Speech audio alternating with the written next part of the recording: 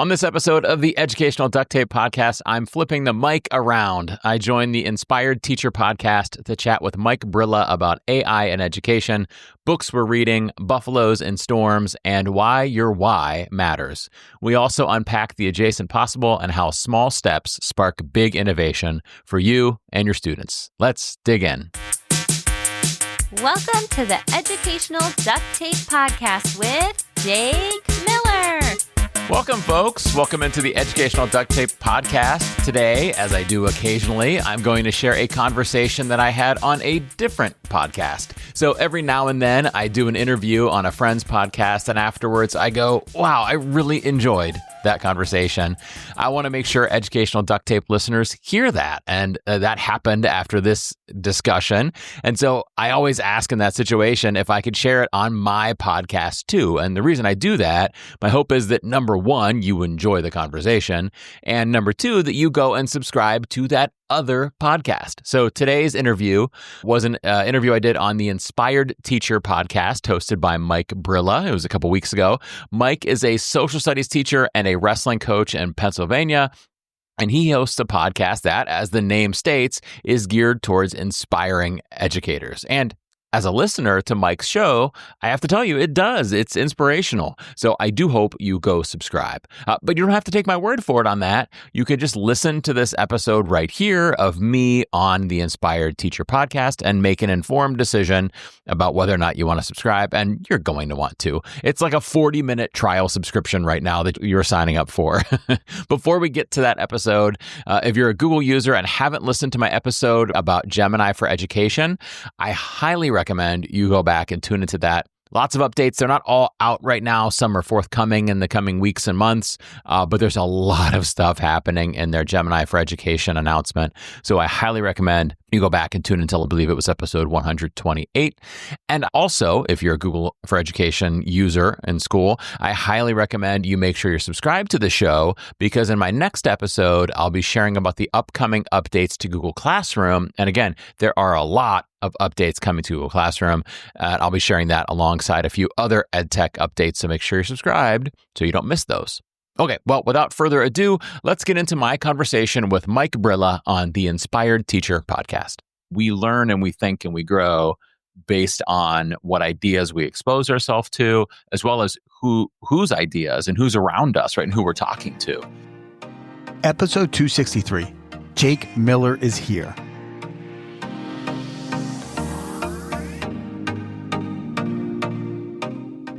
Welcome to The Inspired Teacher, a podcast meant to highlight small, useful nuggets of information that will help us to be more mindful, present, and effective as educators and people.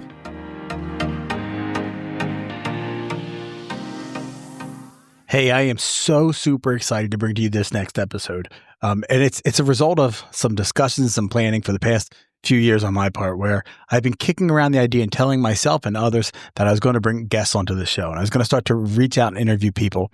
And my first interview was going to be Chris Nesi, right? The podfather himself, the guy who really, along with James Sturdivant, really pushed me into doing this. But one thing led to another, and it didn't work out. And I got another surprise guest, really, for my first ever interview, and it's Jake Miller.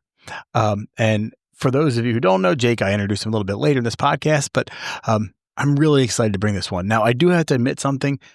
My audio in the interview, it doesn't sound great. It sounds pretty terrible. And the perfectionist side of me is very annoyed and upset. And the thought is, man, I wish I could fix it. Unfortunately, I just can't. So let's be honest. Most of you would rather listen to Jake speak than me, because he is the main star of the show.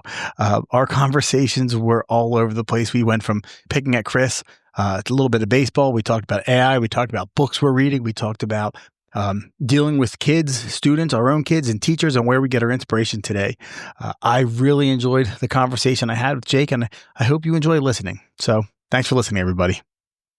I'm Brian Carpenter, host of Fresh Air at 5, a part of the Education Podcast Network, just like the show you're listening to now. Shows on the network are individually owned, and opinions expressed may not reflect others. Find other interesting education podcasts at edupodcastnetwork.com. All right, so welcome back to The Inspired Teacher. I'm Mike Brilla, and I'm excited to have my first guest on this iteration of the podcast, and it's Jake Miller. And for those of you who have been living under a rock and maybe don't know who he is, he's a host of the Educational Duct Tape podcast. He's an author, he's a speaker, he's a presenter, and he's an all around pretty entertaining and great guy. So, Jake, thank you so much for coming on. Thanks for having me on, Mike. Mike, I've been following the Inspired Teacher Show for a while, and I didn't realize I was the first guest though. I send you a message. I'm like, hey, I'd love to be on the show. I didn't realize I was like, hey, I would love for you to have guests on your show, Mike, and I'd love to be the first one. So, full disclosure, we were talking before this. Chris Nessie we're mutual friends of ours. Chris has been pushing me to get guests on for some time, and I feel like Chris might become. If you've ever watched, what late night show is that where they would bump Matt Damon all the time? Is that on? That's on Kimmel, isn't it? Yes, yeah. I feel Chris and I have planned podcasts like 2 or 3 times, and we both like just can't seem to get it to work out. So Chris was going to be the first, but then by default it's you. Sorry, Chris. The Podfather. I've offended the Podfather. Yeah. He's going to make me an offer I can't refuse. If I wake up and there's a bloody podcast microphone in my bed, I'll be worried. Exactly. That's a little Godfather joke. I apologize for anybody who was caught off guard by that. A Yankees logo on it or something. Right. There will be a Yankees logo on it. Absolutely. That's what would offend me the most because I'm a Cleveland Guardians fan. Like I'd be okay with the microphone to get the Yankees logo out of here. Yeah, absolutely. That's what Chris and I like to go back and forth. I'm a Phillies fan, so I'd assume, yeah. We give it to each other just a little bit. So, all right. So, regardless of how much fun it is to make fun of Chris and talk baseball, that's not why we're here, right? So, right. So, I guess one of the things that this is on my old iterations podcast. I used to always ask this when I coach wrestling, and we worked with this group of people called Wrestling Mindset, and they had this line where they would say like the best warriors, the most successful people always knew who they were and what they stood for. I just loved it. I never thought about that as coaching and teaching, and I kind of thought about that one. So, for those of us who don't know just the surface level, like who are you and why are you here? Yeah, so I am like an education nerd. Like I don't know what's happened to me, Mike, but like all of my thoughts relate to education. Like when I read books, like it's summertime right now, so we belong to a lake. We go to the lake. My wife brings her like romance novel, and my daughter brings her romantasy novel, and my son brings his manga, and my oldest son brings his phone, not a book.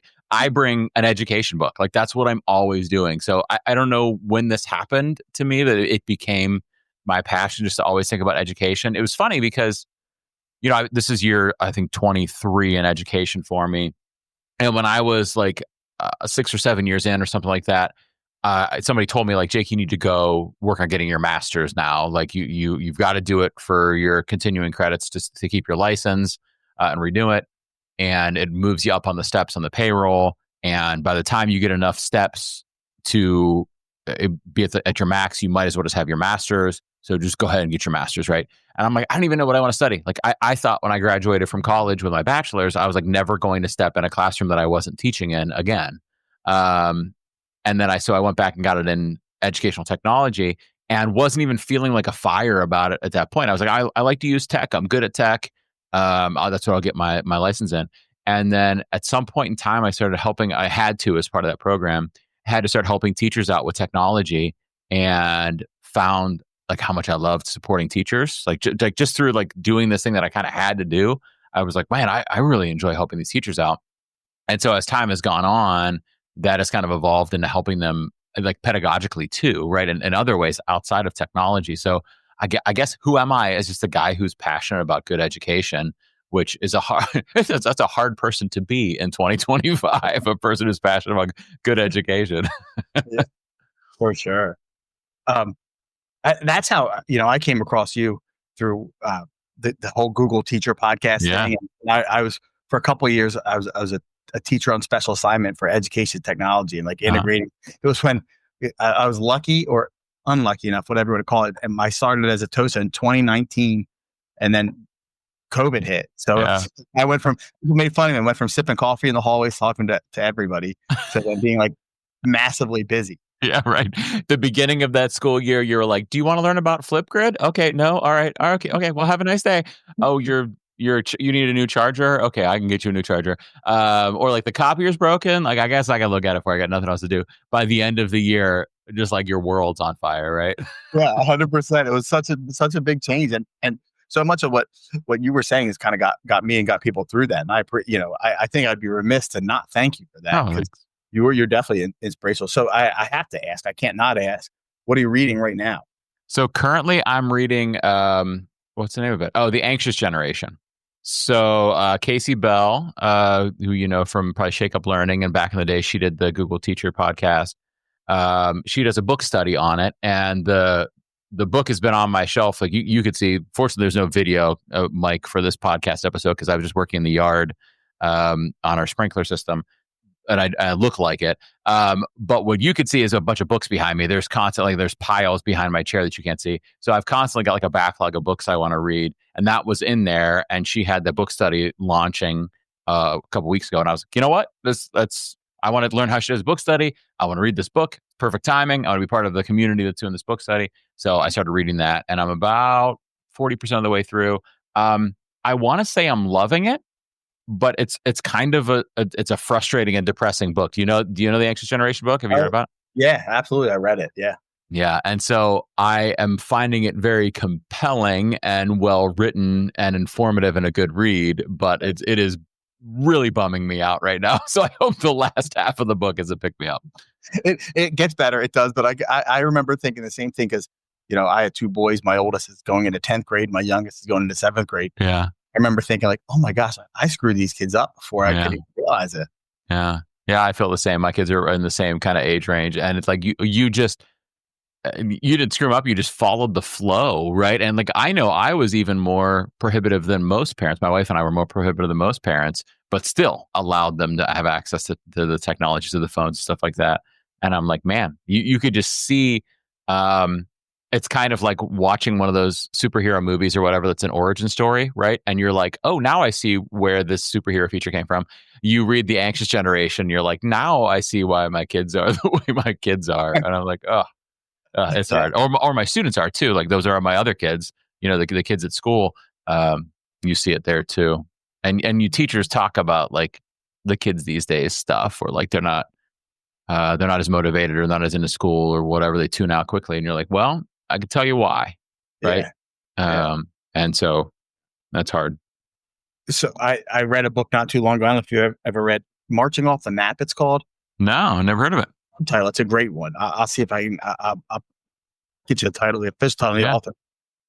But this was even before COVID hit. And the authors were talking about how, about we have two choices now. Like we can be like the angry sailor shaking his hand in the winds who are facing the wrong direction. Or, right. Adjust sails, right? And I feel like that's what that book, the first half of it, I did feel like that angry sailor, like darn kids these days, and I found myself like, but it does get better. Yeah, I think that's kind of always been the way I've thought about stuff in education. Is when you talk to those teachers 15 years ago or whatever it was when I was talking about Google for Education, when it was kind of all coming out, like these things are coming. If you wanted to shake your fist at it, that's fine, but it's going to go right past you, And so nowadays with AI, that's kind of the message that I've had. I've never heard that specific one from that book, but that's kind of the way it goes. I talked about recently on the Educational Duct Tape podcast, this idea of buffalo and cows when a storm is approaching. And I think this might actually be a myth. Don't tell the listeners of the Educational Duct Tape podcast. But everything I could find online said it was true, except for some people were like, I live on the Great Plains and I've seen buffalo and I've seen cows and they do not do these behaviors. So I don't know. We'll see. I have not talked to like a zoologist and asked him this question. But the story is this guy, Rory Vaden, was the first person I saw write about it or speak about it. And he talks about how when a storm is approaching, a cow runs away from it and it ultimately ends up in the storm regardless because it can't outrun it. It just ends up in it for longer because it's running parallel to it in the same direction as it. Whereas a buffalo will run towards the storm. And because they're running towards it, number one, they get to it sooner. And number two, they're running in the opposite direction of it. So they get through it faster. So they spend less time in the storm. Now, I don't know if that's technically true, but that's what he says. And I think that's a really strong metaphor for technology and AI and stuff like that. We can't run away from it. It's going to get to us no matter what. We've got to plan effectively and run towards it and handle it. Now, unfortunately, with cell phones and stuff like that, with anxious generation and social media, we didn't plan out how to handle it as a society of parents and educators. We just kind of let that storm come at us. I don't know if we ran to it or away from it or what we did, but we're in that storm, and so now we've got to react now. Yeah, I feel like we hunkered down and yeah. Some of us were caught by surprise, and some of us just watched it approach. Right. But I can remember the educators and speakers in the education space that were like, kids should have blogs, kids should have Twitter accounts, kids should start making their brand, and I was like, I don't know. I never was fully on that bandwagon, but I also wished I was pushing back on it. Like in retrospect, I wish I pushed back on that stuff more. We're rushing these not fully evolved brains into the social media landscape. And so, yeah, those people I think were wrong, but I was also wrong for not realizing the ills of social media. You did not plan to go here today with this conversation. No. This is great. I was like one of those early adopters. Like I would run headlong into it. I was like the buffalo. I would run right to it. Yeah. I remember the early days of Glogster, and I remember trying to getting kids to bring phones to school and just the novelty of it. And I think sometimes my big thing was I focused too much on the novelty and the gadget and less about the goal. Yeah. That's where you helped me so much. Well, thanks. Ironic. I was with a friend of mine he's now a district level admin, but he used to be, the last year he was a high school principal. And he and I back in the day were on our district's very first tech leadership team. We called ourselves. We just would get together every couple months and have discussions about technology and to drive the district's vision with technology. And back then when we were on that team, we're like, we need to let kids have cell phones and set up policies for when they can have them out and when they can't have them out. Be very clear about the policies, but allow them, because there's so much power in this technology. But that was before Chromebooks and things like that. And then I was visiting his high school recently that he was a principal at, and he was like, yeah, we don't let kids bring their cell phones to class anymore. I was like, how ironic that you and I are having this conversation 12 years after we were pushing everybody to get them. But now they don't need them anymore because we've got the one-to-one devices that we can control and we could, make sure they're doing the right things for and getting benefits from. Yeah. But I also think we didn't realize, we didn't see the wave of social media coming. So, no, and the addictiveness of it. Yeah, for sure. Crazy to me. I remember, that's funny. We called it the technology leadership team too. We had denim embroidered shirts that people got, and they got the first laptops in the district and everything. It was so we had the same. And I can remember I kind of got some pushback recently because we 2 years ago now, I think, is when we went back to banning cell phones. Yeah. And I was one of the ones we got to get them in their same thing as you. No, they need to use the device. And then people are like, weren't you the one who was bargaining for it before? And it's changed. The landscape has.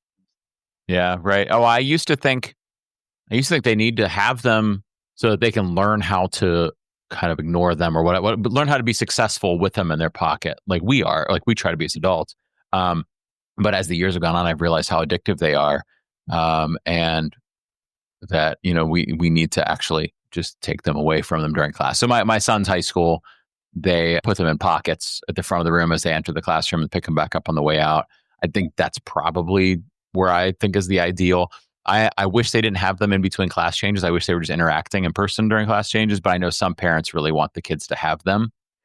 And so I think that's the right way to do that. I know some schools do those pouches that automatically lock. And I'm not opposed to that. That's just a big expense to the school. So I think I prefer just the pouches in the front of the classroom that they drop them in. Yeah. But I have a friend who's a principal that told me, he's like, I just want the kids to have the courtesy to pretend like they don't have them with them at the very least. And just keep them signing from us. Yeah. All right. But not to get too far down the cell phone and the technology rabbit hole. I want to kind of make sure, because I had to give you a lot of what I have done over the past few years has come as a result of listening to you and reading you. And one of the things that you talk so much about that really, truly helped me is this adjacent possible. Mm-hmm. So can you talk a little bit about what it is and how you came upon this idea? So I first heard of it reading the book, The Innovator's Mindset by George Couros. I think he's the first person to talk about it from kind of like an educational sense. But it came from, first it was an evolutionary biologist that talked about it, and then it got picked up by a guy in between who talked more about the spreading of ideas, right? But where it came from from an evolutionary biologist standpoint is the realization that life on Earth evolves kind of step by step by being exposed to what's around it, right? So you couldn't go from single-celled organism to human, right? There had to be steps in between. And if you look kind of at the evolutionary patterns, there's some kind of jumps, obviously, with dinosaurs and things like that. But if you really zoom in, you realize things evolve from one step to the next step to the next step, spreading outward, but based on what it's exposed to. And so then what that became was how ideas are spread, right? So we learn and we think and we grow based on what ideas we expose ourselves to, as well as whose ideas and who's around us, right? And who we're talking to. So it's so important that we're out there kind of rubbing elbows with our colleagues and other teachers. And so that's where I really picked up on it is if you don't talk to the teachers around you about education, and if you don't go to conferences or get on social media, that was kind of the reason I was first talking about mostly is the social media idea. If we're not exposing our brains to the brains of other educators, we're losing out on ideas. And I think it rings true in what teachers do because every time a teacher goes somewhere, like, so we've got teachers listening who are on summer break, and last week they were on vacation somewhere or at the zoo or at a park or something with their kids or something like that. And they saw something wherever they were that reminded of something they taught and gave them a new idea of how to teach it, right? That's just what we do as teachers. You're like at the grocery store and you see something, you're like, oh, that could change how I have kids hand in papers or something, right? Like we're just always thinking of things from our classroom mindset. And that to me is adjacent possible, right? That idea couldn't have happened if you hadn't put yourself in that space to see that happen, right? So our ideas grow based on what we see, what we do, who we talk to, who we share ideas with. So if I share an idea with you, you're going to go like, oh, well, that's cool. But what if you did this, right? And like, I wouldn't have thought of that myself. I needed to talk to you about it to get that idea there too. And the other piece is you've got to try things, right? You've got to go like, you're not going to get that idea for how to use, let's say, Padlet until you go try Padlet for the first time, right? You've got to like dabble with it, right? And those ideas expand outward. So nowadays with AI, a teacher who's never used AI is probably not going to have this earth-shattering realization of how they could use Claude or ChatGPT. They've kind of got to start with something like MagicSchool that kind of really helps them just like tiptoe into AI. And then that adjacent possible, okay, you've tried doing this little thing with it. Now let's see what ideas come out of that. And it just ripples outward. And that's the adjacent possible. So there's a lot of ways to think about it. But really for me, it's sharing ideas with each other, sharing our ideas with other people, and taking steps, just a step outside of our comfort zone to try little things and see kind of drop by drop where that expands out to. I think as you were talking, I was going through and thinking my own past too. And one of the things that adjacent possible has helped me to do is sometimes, I will admit I am the whole comparison is a thief of joy. That idea.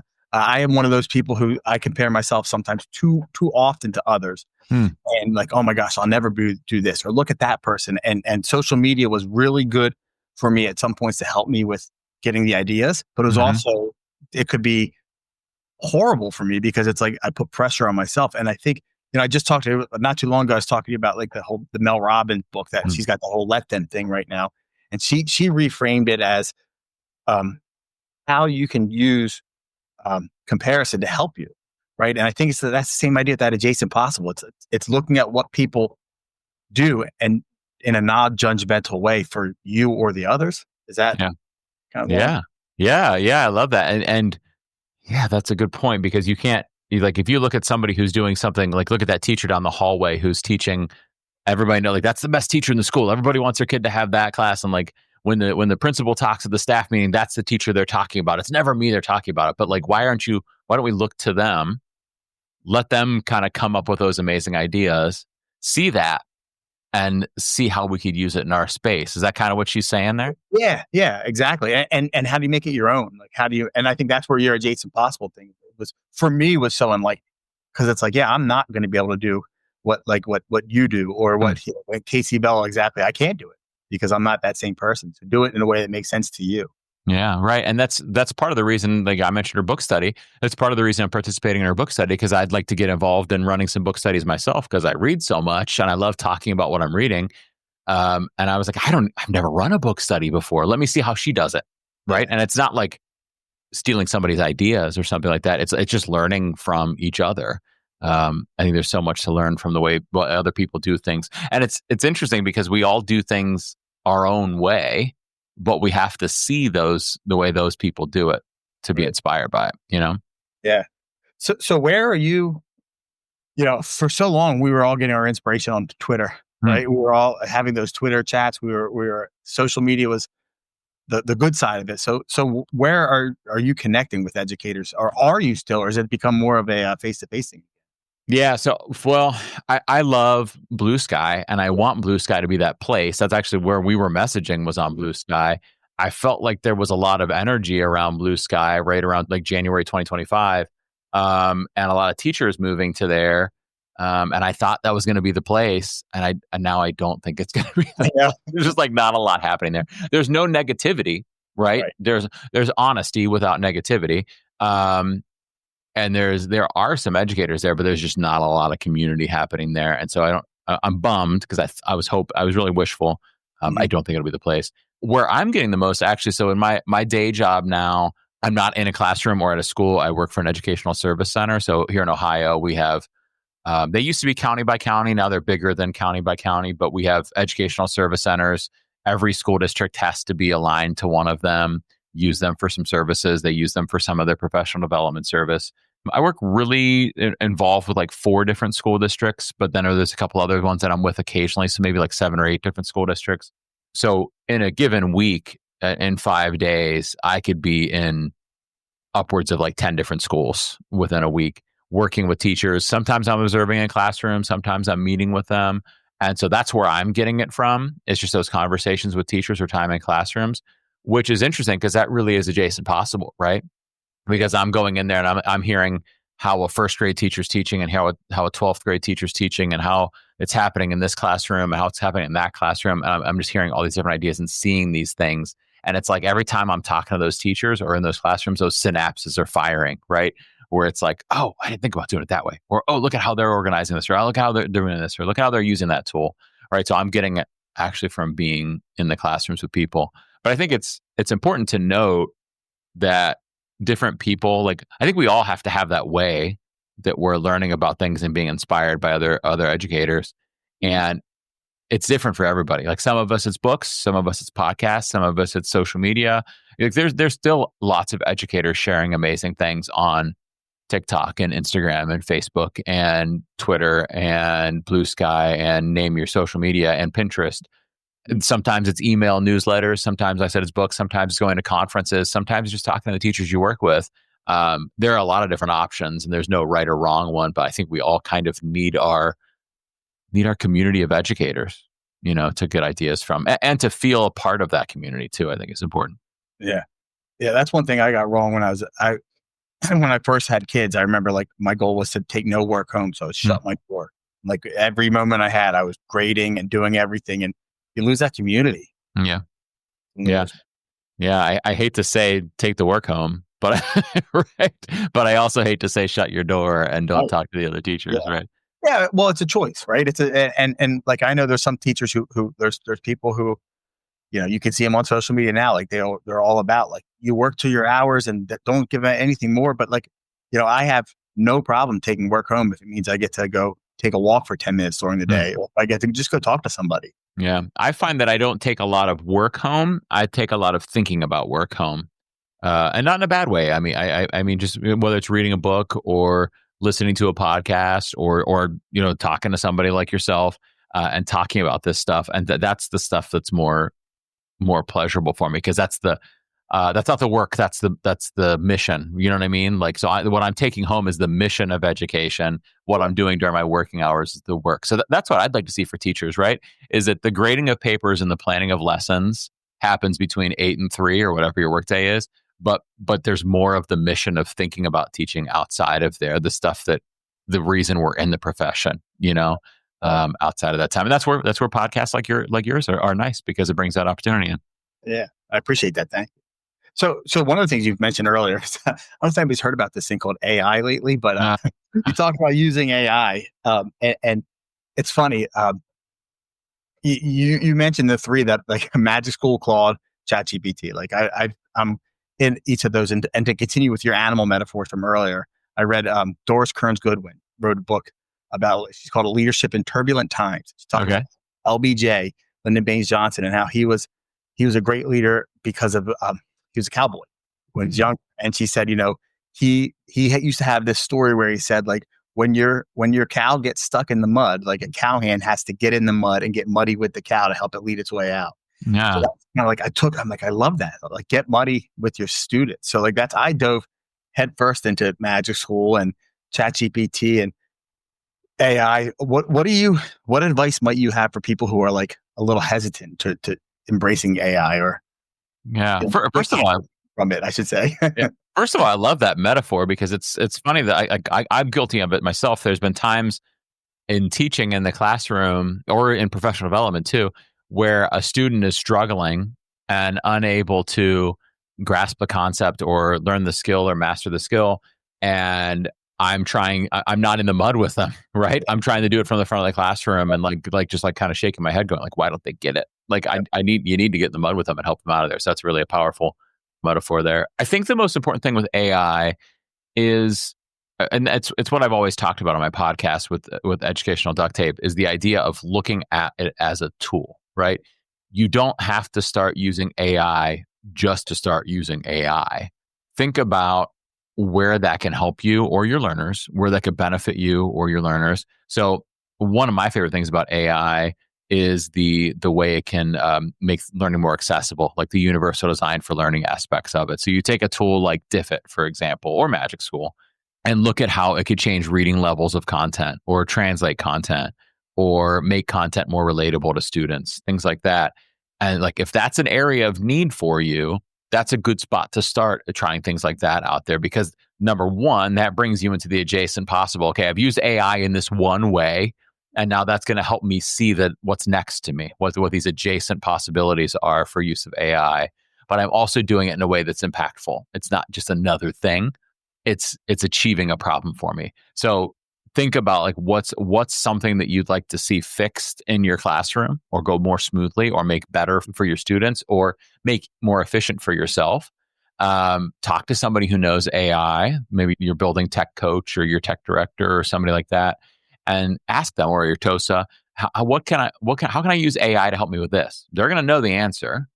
You're going to go learn how to do that. It's going to be impactful in your practice. And then you're going to go like, oh, I bet it can help with this too, right? So you go to use it to lower your reading level of your content. And you're like, oh, I bet it can help that English language learner too. Yeah, it can, right? And so then you're going to try that out. And you're like, oh, well, this kid who's got issues with executive functioning and struggles with really large projects, I wonder if it could break that down into pieces for them. Well, yeah, it can, right? And then you start to see the power of it. Yeah. And there certainly are dangers with AI, but at least you're seeing that power because to your point earlier, we can't just stand on the shore and shake our fist at the storm, right? We've got to accept that the storm is coming, those waves are coming, and turn the ship to go with it. But there's no reason we just have to accept it doing everything. We could be very mindful about it and use it in ways that are impactful for us. It's funny you mentioned Diffit. Diffit was like my gateway into AI. It's the same thing. It was struggling readers. I had a girl who was from Brazil, only spoke Portuguese. So and like once it opens your eyes to all the possibilities, right? Helping those individual students, because we can't multiply ourselves, but we can make our lives a lot easier, right? Yeah. And maybe it's something like that makes it easier for the kids. Maybe it's something that makes it easier for the teacher too. Like you look at Brisk is another one that I think is a great entry AI tool for teachers. It does a lot of that accessibility kind of stuff too, that universal design for learning kind of stuff. But it also has that thing where it can generate feedback on student writing. Now, I know the best case scenario is the teacher gives all the feedback, but I also know that that's to your point earlier of not taking work home. I know it's really tough for teachers to generate all of that feedback and do it in a timely fashion and a thoughtful fashion. So yes, I'd love for the teachers to be doing feedback, but I also know they can't possibly do all of it. So a lot of teachers are really into using Brisk to generate feedback for learners. And so that's a way to like dip your toes into the water of AI and kind of realize that adjacent possible, because it's hard until you get in there to even understand what it could do for you. Yeah. Now, and you brought up, there's this tool, and this is terrible. I can't even remember the name of it right now, but I started using it at the end of the last year, where I could put I teach social studies. I dump the primary resource. I could ask questions, and then the AI gave kids feedback based on what I told them. Like, here are the success parameters, and then gave them feedback. And it was powerful. Like, yeah, the feedback was nothing like what I would give, but at least it gave us a conversation place. So somewhere you could start. Right. Yeah. You could use that as a rough draft of the feedback for yourself. Like it does the beginning work and then you take it from there. Or you could use it here and there. Like if you think of a student working on a writing piece that's going to take them a week to write, it'd be great if they got feedback on their writing each of those 5 days of that week, but that's not feasible for the teacher to do. So what if the AI does it some of those days? Yeah. You know? Yeah. I think it is one of the greatest time savers you can have. And you know, I found myself now using it for help generate lesson ideas, or even last week, my wife and my older son were having quite an animated discussion about his online class he's taking this summer. And like, I was going to ChatGPT and like, act as if you're a motivational interview. How would you approach that? It's got great possibilities. Yeah, right. So I want to be mindful of time and you know, let you get back out to your sprinklers. I don't want to go back out. Let's talk about it again. Before we go, one of the things I always like to try and do is end with like something specific, a piece of advice, you know, that a teacher can try or remember, just that make things a little less overwhelming. So is there just a little tip, a reminder, whatever it might be? You know, we talked about being education nerds, reading books, AI, we were all over the place. Is there one little tip you can give to help those people who are feeling overwhelmed or feeling a little like these kids these days? Yeah, I think right now, so it's summertime when we're doing this. Most people will listen to this in the summer. I know there's a long tail on podcasts. There's somebody listening to this right now in April of 2027. Like they are, like it's happening, but most people are listening to it right now. So as we're in our summer mindset and we're preparing for a new school year, I also know that some people might not be in America or might have be year-round school. But regardless, most of the listeners are preparing. They're enjoying their summer break, and in a couple months, I know I shouldn't talk about Bruno, but they're preparing to go back to school here in a couple months. I think as we start back to the school year, it's important. I'm not even going to give ed tech advice here. It's important to think about your why, because it's tough to be a teacher in 2025. There's a lot of stuff going on, not just AI, but in budget ways, in political ways, in society ways. There's a lot. It's tough to be a teacher right now. So I think it's important to remember our why. I think this first came out in a book by Barbara Bray. It might be called Find Your Why or Start With Why. I haven't read the book, but I've met Barbara. She's a wonderful woman. And there's this video that she talks about in the book. I saw it in a presentation first. I think it first came from her. This guy named Michael Jr. It's a YouTube video, and he does this. He's a stand-up comedian, but also a motivational speaker. And he shows this video of one time he was at a thing, and there's a choir director or a music teacher in the audience, and he asks him to sing Amazing Grace. Guy sings it, it's beautiful. But then he says, okay, now I want you, he calls it the hood version. He said, now I want you to sing me the hood version of Amazing Grace. And in this hood version, like your dad's in jail, your uncle just got shot. And he like goes through this whole scenario of like all these life problems this guy is having. And he says, now sing me that version. And this guy sings it. And like every time I hear it, it gives me chills. Like he just puts himself in that this is the life you're leading while you're singing this song. This is your why.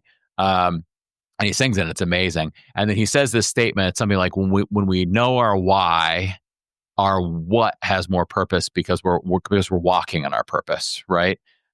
So know your why first. So I think if we think about as we go into this coming school year or any given day, remembering your why, because it's so easy to just get worried about the AI or the politics or the funding or your evaluation coming up or the difficulties these kids are coming or social media or motivation of students, and just remember your why of why you're doing it. I think it gives us that energy to persist, and it doesn't make it easier. It just makes it so that we're moving forward in that path.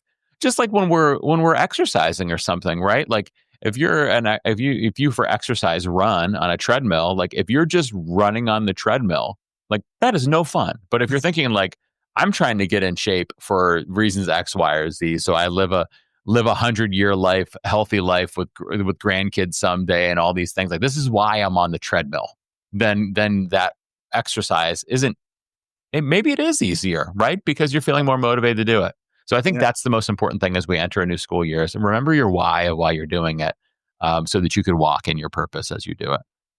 Well, thank you. I really appreciate it. And again, I can't stress too much how much of an impact you made on me, which is kind of crazy since, you're a state away. Yeah. But I really appreciate what you do and what you put out and the content. Thanks, and Same how to you. successful you are. So Thanks, bud. Same to you, bud. Absolutely. Thanks for listening. I hope you found some value in this episode. If you did, I'd love to hear from you. Or if you have any of your own ideas or things you'd like me to share, please reach out and let me know.